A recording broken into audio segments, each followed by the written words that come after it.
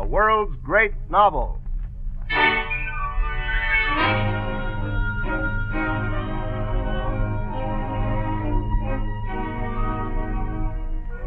The National Broadcasting Company presents the third and final episode in its dramatization of Robert Louis Stevenson's great story of the adventures of David Balfour, Kidnapped. Another of its series of books that live, the world's great novels.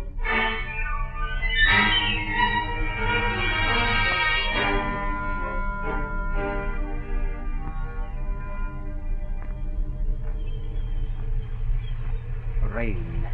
It was falling in torrents.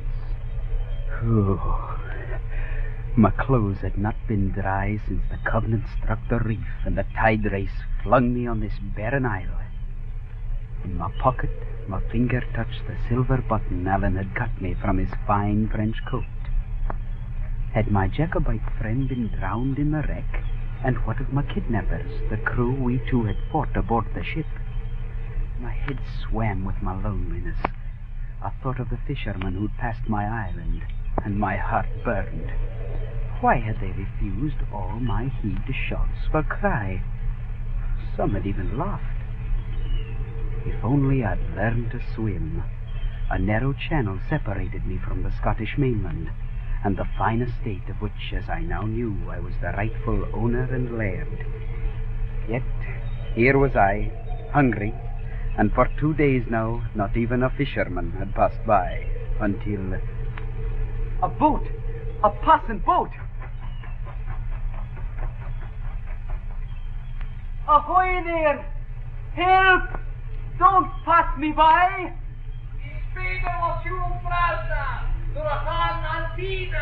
Don't talk Gaelic! What are you saying? Tide! Deep tide! Yes, tide. Oh, you mean when the tide's out? Is tide! So that was it. I could wade to the mainland in low tide, wade to safety and food to eat and dry clothes and my rich inheritance. Just wade. I could have done it days ago.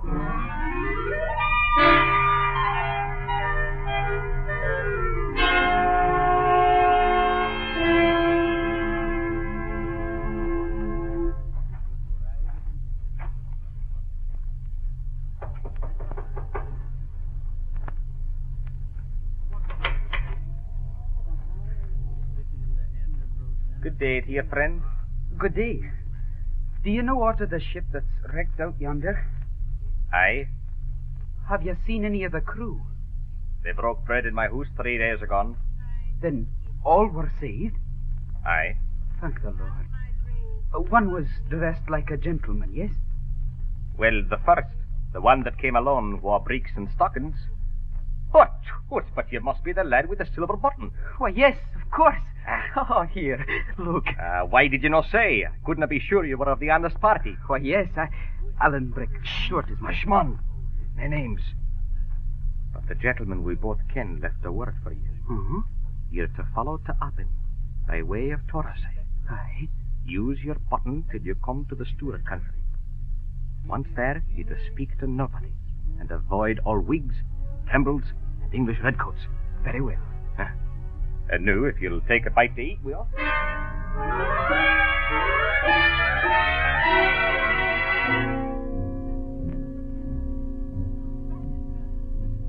In Torosay, I was warned that Colin Campbell, the king's agent, him Alan called the Red Fox, was in Appin, forcing the evacuation of all the Stuarts, and that I should beware of redcoats.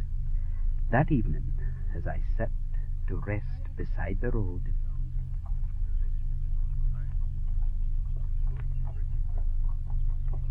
Sir, which road to Acharan? Hold! Here, Sheriff, is a warning. And what seek ye in Acharan, my lad? The man that lives there. James of the Glens? Who else? Is he gathering his clan, do you think, Sheriff? If you're concerned for me, I'm an honest subject of King George, owing no man and fearing no man. Why, very well said. But why does this honest man seek James of the Glens? I have power here, I am King's agent on these estates and have 12 files of soldiers at my back. Dreadful. Mr. Colin Campbell. You know my name. And my nickname, too, it seems. I've heard that you're a hard man to drive.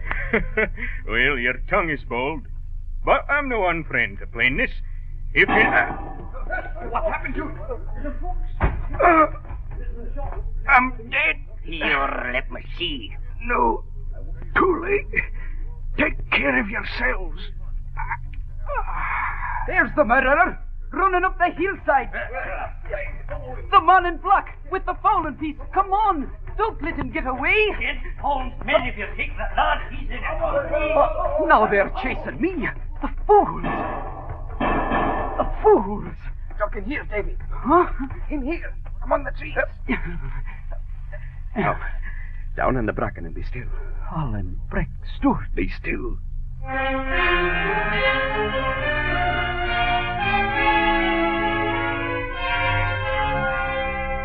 Now, they're all ahead of us. We crawl on our bellies and go back the way you came. And do as I do for your life.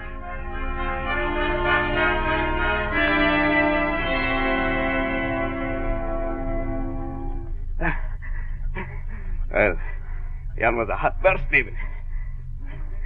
Why do you keep your face in the heather? Are you still wearied, lad? No. What then? You and I must part. What? I like you very well, Ellen. But your ways are not mine. And they're not God's. And so we must part. I'll hardly part from you, David, without some kind of a reason. You ken very well yon Campbell man lies in his blood upon the road. So, you think I had a hand in that? Well, didn't you? I'll tell you first of all, Mr. Balfour of Shaw's, that if I were going to kill a gentleman, it would not be in my own country to bring trouble on my family and clan. And I would not go lacking sword and gun, and with this long fishing rod upon my back. Well, that's true. And now, I take out my dirk and swear upon its holy iron that I had neither art nor part, act nor thought in it. Oh, thank God for that. Here's my hand on it. Oh, David, lad, you must have cast a spell on me. I can forgive you anything. But we've little time to chatter. Both of us must flee this country now. You're a Jacobite and a deserter from the English army, but why me? You're involved in the murder of a king's agent. Oh. All Appin will be served, and everyone obliged to give a good account of himself.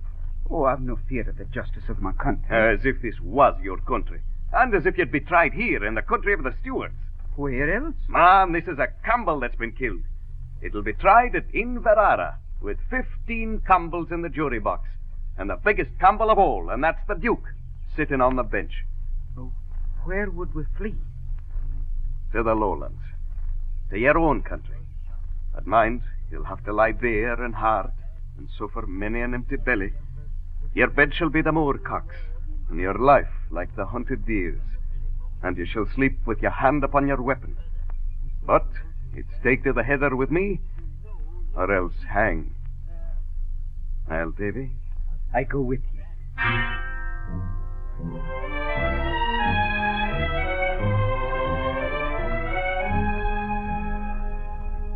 And so we set out, 2 hunted men to journey afoot across the Highlands. The first dawn found us running for dear life. Throughout one hot summer's day we lay frying atop a tall rock, while sentries patrolled within a foot. We travelled only at night, and for the first part of our journey at least, every glen and valley was lined with red-clad soldiers, and all of them instructed to look for me. Finally, after 3 weeks, we came out at the Highland line and looked out at my own country across the wide River Forth. We hoped to slip across the bridge of Stirling to Queen's Ferry, where I should find Mr. Rankeler, but the bridge was very closely guarded, and so we determined to go to the Firth of Forth, there to find a boat and a boatman to put us across. We bought bread at a small inn near the Firth, and later... Did you take heed of the lass at the inn who sold us this bread, Davy? Aye, and a bonny lass she was. Then we turn back. Well, in the name of all that's wonderful, why so? It might get us that boat. Well, if it were the other way about, it would be like it. Now, I don't want the lass to fall in love with you. I want her to be sorry for you. Oh. There's no need she should take you for a beauty. Well, I'm no beauty after 3 weeks in the heather. You'll do fine for my purpose. You have a good hang-dog, rag-and-tatter, clapper-my-claw kind of look to you, as if you'd stolen the coat from a potato bogle. Oh. Well, here we are back at the inn. Well? Now, I'm going to do a bit of play acting, the bottom ground of which is just exactly as serious as the gallows for the pair of us. As you will. Now, hang upon my arm as if you're helpless with weariness. Oh. Now then.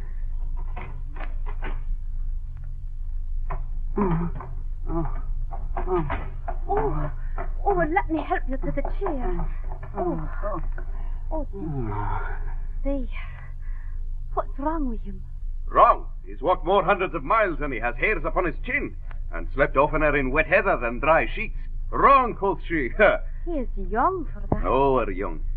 Here, try to eat some of this bread, lad. He'd be better riding. And where could I get a horse for him? Would you have me steal? You need not tell me. You're gentry. Well, did you ever hear that being gentry put money in people's pockets? No, that's true indeed. Let me be, Alan. I'm better already. Has he no friends? That has he so. If we could but win to them. Friends and rich friends. Beds to lie in, food to eat, doctors to see him. And here he must tramp in the dubs and sleep in the heather like a beggar man. And why that? Oh, my dear, I cannot very safely say. But I'll sing you a bit song. Oh, Charlie is my darling, my darling, my darling. Oh, Charlie is... That's it, lass. Bonny Prince Charlie himself. And him so young.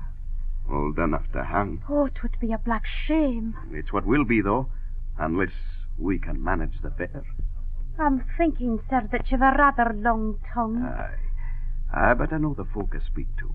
I'd never betray you. You're not that kind. But I'll tell you what you would do if you'd help. Oh, I couldna now, couldna. No, but if you could. There are boats in Fife, for I saw two upon the beach. Now, if we could use one and have some secret, decent man to bring it back again and keep his counsel, there'd be 2 souls saved. If we lack that boat, we have but 3 shillings left in this wide world. Are you to lie in your warm bed and think upon us, lass, when the winds howls and the rain beats on the roof? Are you to eat by a red fire and think upon this poor sick lad biting his fingernails on a boor? Sick or sound, he must aye be moving. With a dead grapple at his throat, he must be trailing in the rain. And when he breathes his last on a heap of cold stones, there'll be no friends near him, but only me and God. Oh, Steve. Did you ever hear of Mr. Rankler of Queensferry? Rankler, the lawyer? It's to his door I'm bound. You maybe judge that if I'm an ill-doer. Well, Mr. Rankler's a known man.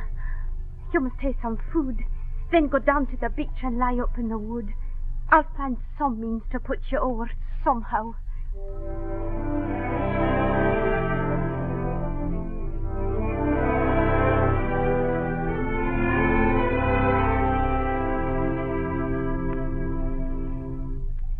It was very good of you to row us over yourself. I cannot find expression for my thanks. There's no need. Lose no time and hold your peace. Goodbye. Goodbye, lass. That's a very fine lass. Aye. A very fine lass. She saved us both. Now to see Mr. Rankler.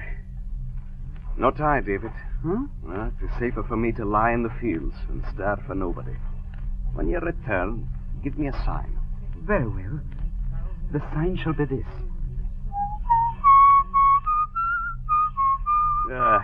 'Tis a lowland air, but 'twill serve.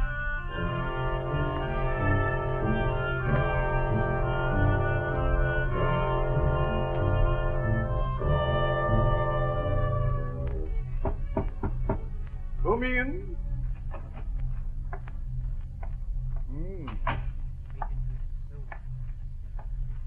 What can I do for you, sir? My name is David Balfour. Oh? And where have you come from, Mr. David Balfour? Many strange places, sir, but I've reason to believe myself some rights on the estate of Shaw's. Have you any papers proving your identity? They're in the hands of Mr. Campbell of Essendine and could be produced. I don't think even my uncle would deny my identity. Meaning Mr. Ebenezer Balfour? The same. Did you ever meet a man of the name of Hosea? Oh, I did so, sir. It was him at my uncle's instigation that I was kidnapped and carried to sea. Suffered shipwreck and 100 other hardships. You say you were shipwrecked? Where? South of the Isle of Mull. The ship was lost, let me see, June the 27th, and we are now at August the 24th. Here's a considerable hiatus, Mr. Balfour. Well, before I tell my story, I'd be glad to know I'm talking to a friend. I cannot be your friend till I'm properly informed. If you were more trustful, 'twould better befit your scarcity of years. You're not to forget, sir, that I've already suffered by my truthfulness and was shipped off to be a slave by the very man that is your employer. No, it's not as bad as that. I was your uncle's man of business, but on the very day of your sea disaster, your friend Mr. Campbell of Essendine stalked into my office demanding you. I'd never heard of you, but I'd known your father. Mr. Ebenezer admitted having seen you, declared for what seemed improbable that he'd given you considerable sums, and that you'd started for the continent of Europe to fulfill your education. Interrogated how you'd come to send no word to Mr. Campbell, he said you'd expressed a desire to break with your past life. Those were his replies. I'm not sure that anyone believed him. Oh, I should think not. He disrelished certain expressions of mine and ended by showing me to his door. Then there came to me this Captain Hoseason with a story of your drowning, whereupon all fell through. No, you can judge if I may be trusted. Sir, if I tell you my story, I must commit a friend's life to your discretion. Pass me your word it shall be sacred. You have it. But if your story contains any little jostles with the law, I beg you to remember that I'm a lawyer and pass lightly. Certainly, sir. The friend I mentioned is one you may have heard of. Alan Name no unnecessary names, Mr. Balfour.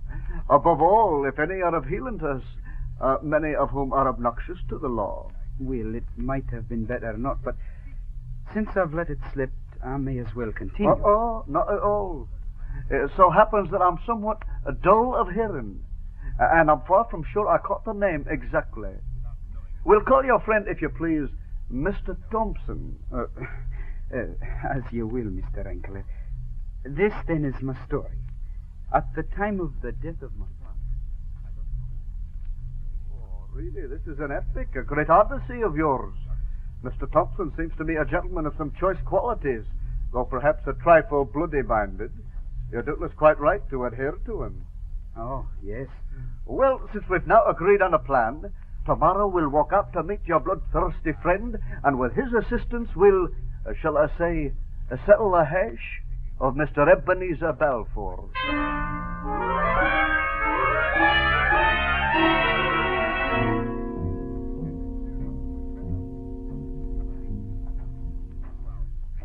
So you see, Mr. David, that's the entire story of your uncle. Mr. Ebenezer, incredible though it may seem, was a dashing figure in his youth, admired and beloved, but woefully spoiled. Your father, the elder brother, was a kind gentleman, but dolefully weak. These two fell in love with the same lady. She took your father. He, through some queer reasoning of his own, felt constrained to agree with his brother that, As one had the lady, the other should have the estate. What exactly is my position? Oh, everything's yours beyond doubt. It matters nothing what your father signed. Ye are the heir by the law of entail. Oh, this is where we stop and look for Mr. Thompson.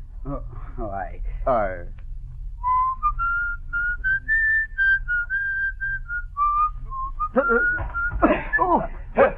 You never thought to look up, Davy. I was watching from the tree above your head. Oh, Ellen. Mr. Enkeler, this is my friend, Mr. Thompson. How'd you do, sir? Alan, please to remember that name. Mr. Enkeler is a lawyer. Ah, it's not a name I relish, but in present circumstances, no doubt it's a cautious one. Exactly, Mr. Thompson. And I must say I'm pleased to meet you. And now, if you'd lend me your arm, I'd like to tell you how we plan to approach a very wicked old man.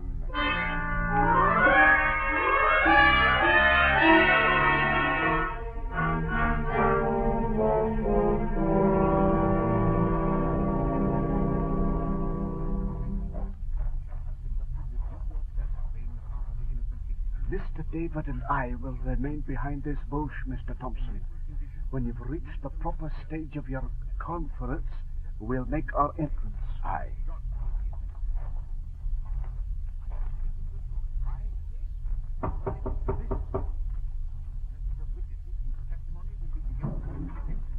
This blunderbush is loaded. Is that yourself, Mr. Balfour? Huh? What is this? This is no time and age for decent folk. Who are you? What brings me is more of your affairs than mine. And what is? David. What's that? Shall I give you the rest of the name? I'm thinking I'd better let you in. Oh, but would I go? It's here upon this doorstep that we must confer upon this business. Here and nowhere. Well, must.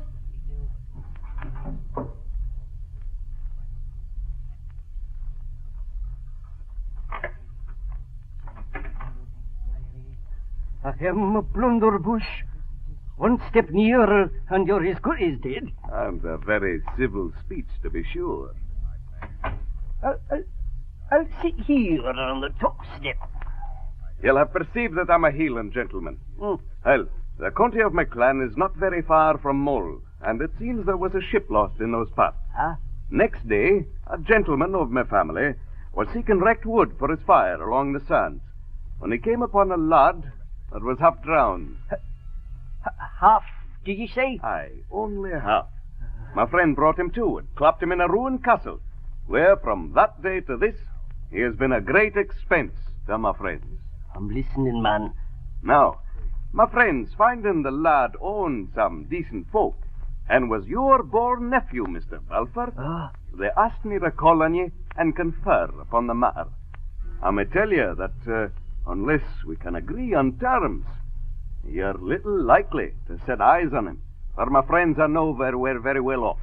I'm not very caring. He was not a good lad at the best of it, and I've no call to interfere. I see what you be at, pretending you don't care to make the ransom smaller. No, it's the mere truth. I take no interest in the lad, and I'll pay no ransom. Good, sir. You cannot desert your brother's son for the fair shame of it. And if it came to be known, you would not be very popular. I'm not very popular the way it is. And it would not come to be known by me, nor yet by you or your friends, so that's idle talk, my bucky. Then it'll have to be David that tells it. How's that? Just this. My friends would keep your nephew as long as there was any likelihood of money to be made of it. But if not, they'll let him gang what he please. Aye, but I'm not very caring about that either. I was thinking that. And what for? Why? Why, Mr. Balfour, either you like David and would pay to get him back, or else you've good reasons for not wanting him, and would pay for us to keep him. It seems it's not the first, so it's the second. I do not follow you there. No, well, see here. You don't want the lad back. Well, what do you want done with him? And how will you pay? Come, sir, I'm no rider to kick my heels at your front door. Either give me a civil answer, or by the top of Glencoe, I'll ram 3 feet of iron through your vitals. Hey, man. Oh, give me a minute, man. What's wrong with you? I ask for nothing but plain dealing. Do you want the lad killed or kept? Oh, man. That's no kind of language. Killed or kept? Keep it. We'll have no bloodshed, if you please. Well, now, that'll be the dearer. Dearer? Would you foul your hands with crime? Both. They're both crime. And killing's easier, and quicker, and surer. Keeping the lad'll be troublesome. I'll keep it, though. I never had nothing to do with anything morally wrong. You're uncommon scrupulous. I'm a man of principle. And if I had to pay for it, I'll have to pay for it. And besides, you forget, the lad's my brother's son. Well. And now, about the price. Before I set a name to it, I'd have to ken some small matters. For instance, how much did you give Hoseason at the first off-go? Huh? Hoseason? What for? For kidnapping David. Oh, it's a lie. It's a black lie. He was never kidnapped. He lied in his throat that told you that. He never was. Well, that's no fault of mine or yours, nor yet of Hoseason's, if he's a man that can be trusted. What do you mean? Did Hoseason tell you? Why, you done it, old runt. How else would I know? Hoseason and I are partners. What did you pay him? Has he told you himself? That's my concern. Well, I do not care what he said. He lied. The solemn God's truth is, I get him £20. But I'll be perfectly honest with you. Besides that, he was to have the selling of the lad in Carolina, which would be as much more, do you see, but not out of my pocket. Thank you, Mr. Thompson. Yeah. That will do excellently well. Oh. Good evening, Mr. Balfour. Good evening, Uncle Ebenezer. Well, Davy.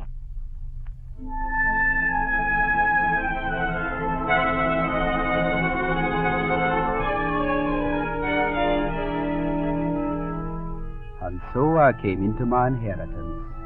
By getting my uncle's confession in the presence of 3 witnesses, we avoided the possibility of his bringing his false claims to Shaw's into court. I had no wish to prosecute. I let him have a small income and allowed him to stay on temporarily in the house. As for my friend Alan Breck Stewart, from him I had to take a most painful parting of my life. For his own safety, he had to be shipped to France. But the lawyer and I were able to see to it that he did not go to his friends there, the poor man he was, when aboard the ill-fated ship the Covenant, he first demanded brandy from a cabin boy called David Balfour.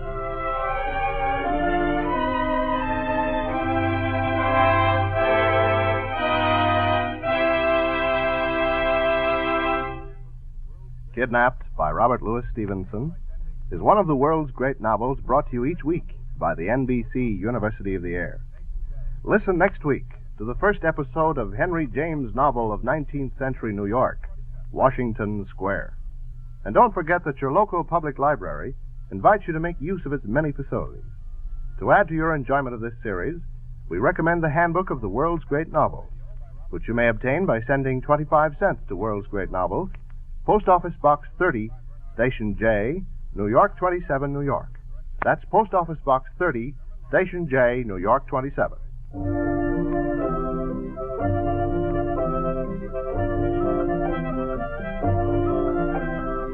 Kidnapped was adapted for radio by Clement Fuller. The music was composed by Emil Soderstrom, and the orchestra was directed by Bernard Berquist. The entire production was under the direction of Homer Heck. Bill Fine was featured as David Balfour, and Larry Alexander as Alan Breck. Mr. Rankler was played by Jonathan Howell, Uncle Ebenezer by Sherman Marks, The Last by Geraldine Kay, The Crofter by Charles Mountain, and The Red Fox by Howard Hall. This is John Conrad, and this program came to you from Chicago, and is a presentation of the National Broadcasting Company and its affiliated independent stations. This is NBC, the National Broadcasting Company.